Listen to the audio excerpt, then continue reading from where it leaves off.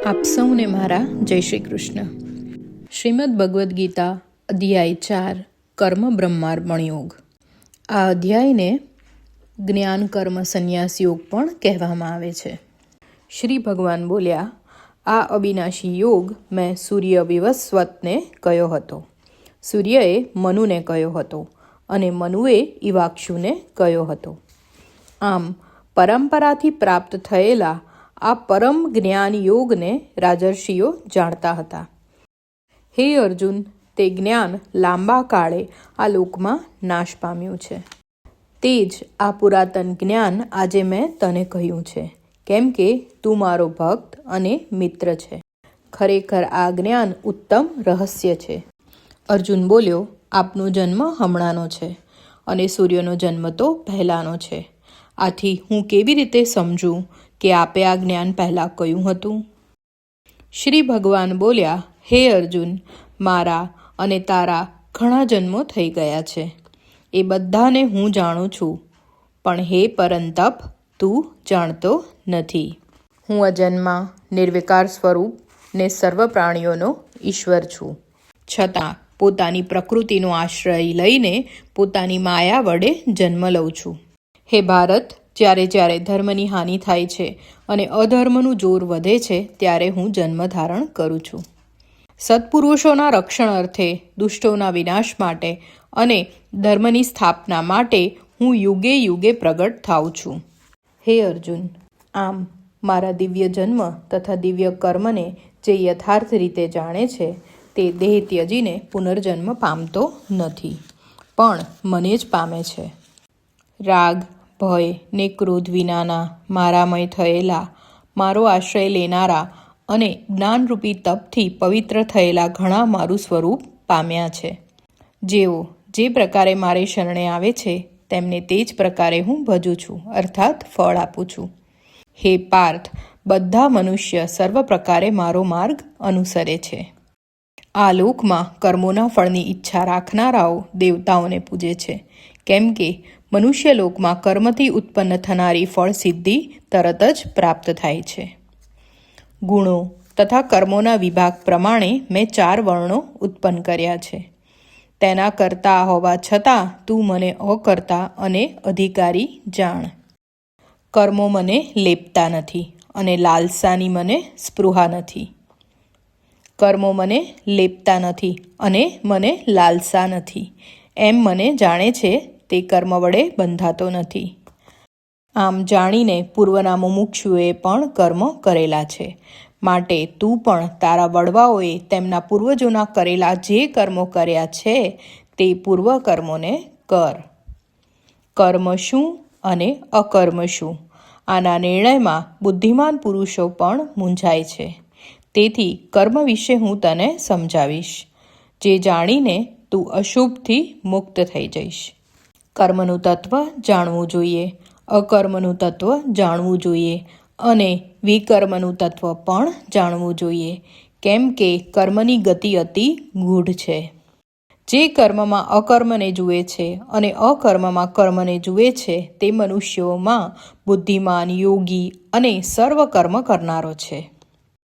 જેના બધા આરંભો કામનાઓથી અને સંકલ્પોથી રહિત હોય તથા જેના કર્મો જ્ઞાનરૂપી અગ્નિ વડે બળી ગયા છે, તેને જ્ઞાનીઓ પંડિત કહે છે.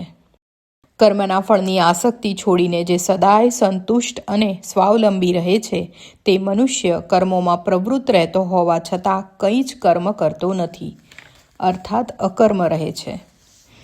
જે આશા રહિત છે, મન અને શરીરને વશ રાખનારો છે, જેણે સર્વ પરિગ્રહો છોડી દીધા છે, તે શરીરથી કર્મો કરે તો પણ પાપથી લોપાતો નથી.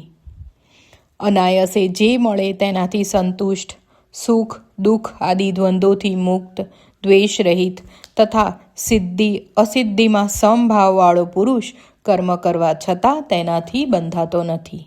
સંગરહિત, મુક્ત, જ્ઞાનમાં સ્થિર ચિત્તવાળા તથા યજ્ઞના હેતુથી કર્મ કરનારાના સમગ્ર કર્મ નાશ પામે છે. અર્પણરૂપ ક્રિયા બ્રહ્મ છે, હોમવાનો પદાર્થ બ્રહ્મ છે. બ્રહ્મરૂપ અગ્નિમાં બ્રહ્મરૂપ હોતાએ હોમેલું તે પણ બ્રહ્મ જ છે. આમ કર્મને લગતી સઘળી બાબતોમાં જે બ્રહ્મભાવે સ્થિર રહે છે તે બ્રહ્મને જ પામે છે. કેટલાક યોગીઓ વિવિધ પ્રકારની પૂજા વડે દેવતાઓની ઉપાસના કરે છે, તો કેટલાક યજ્ઞ વડે યજ્ઞને જ બ્રહ્માગ્નિમાં હોમે છે. કેટલાક કાન વગેરે ઇન્દ્રિયોને સંયમરૂપી અગ્નિમાં હોમે છે, જ્યારે બીજા કેટલાક શબ્દ વડે વિષયોને ઇન્દ્રિયોરૂપ અગ્નિમાં હોમે છે. વળી બીજાઓ ઇન્દ્રિયોના સર્વ કર્મોને તથા પ્રાણના કર્મોને જ્ઞાન વડે પ્રદીપ્ત થયેલા આત્મસંયમરૂપ યોગાગ્નિમાં હોમે છે. તેમજ બીજા તીક્ષ્ણ વ્રતવાળા યોગીઓ દ્રવ્યથી યોગ કરનારા, તપથી યજ્ઞ કરનારા, યોગ યજ્ઞ કરનારા અને સ્વાધ્યાય તથા જ્ઞાન યજ્ઞ કરનારા છે. વળી કેટલાક અપાનમાં પ્રાણને તથા પ્રાણમાં અપાનને હોમે છે. કેટલાક પ્રાણ અને અપાનની ગતિ રોકીને પ્રાણાયામમાં પરાયણ રહેનારા હોય છે. કેટલાક આહારને નિયત કરી પોતાના પ્રાણને પ્રાણોમાં હોમે છે. આ બધા યજ્ઞને જાણનારાઓ યજ્ઞથી પાપનો નાશ કરે છે. યજ્ઞ કરતાં વધેલા અમૃતરૂપ અન્નનું ભોજન કરનારાઓ સનાતન બ્રહ્મને પામે છે.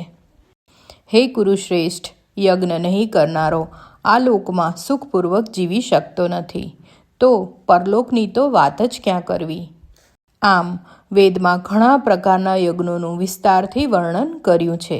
તે બધા યજ્ઞો ભિન્ન ભિન્ન કર્મમાંથી ઉત્પન્ન થયેલા તું જાણ. એ પ્રમાણે જાણવાથી તું કર્મના બંધનથી મુક્ત થઈશ. હે પરમ તપ, ધનથી થતા યજ્ઞ કરતાં જ્ઞાન યજ્ઞ વધારે સારો છે. હે પાર્થ, સર્વ સંપૂર્ણ કર્મો જ્ઞાનમાં સમાઈ જાય છે.